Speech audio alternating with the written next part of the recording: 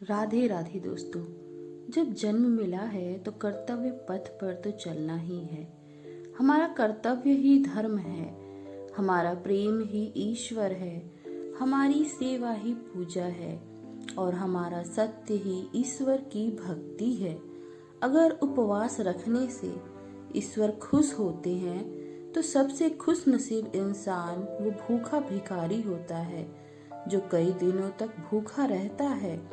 अगर आपको उपवास ही रखना है तो अन्न का नहीं दोस्तों, बुरे विचारों का रखें। अगर आप किसी भूखे इंसान को खाना खिलाओगे तो ईश्वर आपसे जरूर खुश होंगे, क्योंकि ईश्वर सिर्फ प्रेम के भूखे हैं।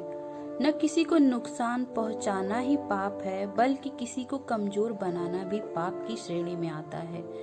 ईश्वर को सिर्फ उनकी भक्ति से ही जाना जा सकता है, क्योंकि उन्हें जानने का कोई और तरीका नहीं है।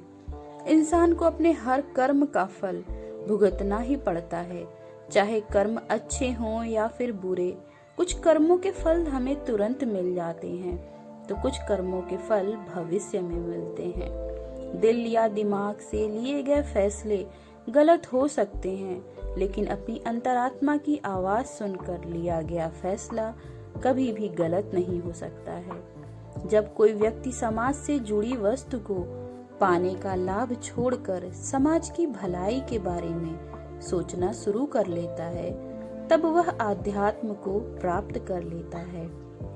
एक व्यक्ति अपनी राह भटक जाता है जब वह पूर्णतः लोभ में डूब जाता है।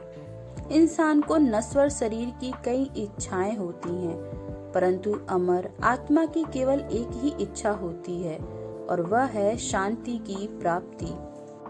इंसान को बेशक हर गुण त्याग देना पड़े, लेकिन दोस्त मानवता का गुण कभी नहीं त्यागना चाहिए। यदि आपके अंदर के विचार बहुत छोटे हैं तो आपकी शारीरिक वृद्धि का कोई लाभ नहीं है। इंसान को हर जीव जंतु पर दया करनी चाहिए, फिर चाहे उस जीव या जंतु ने आपको कितनी ही हानि क्यों न पहुंचाई हो।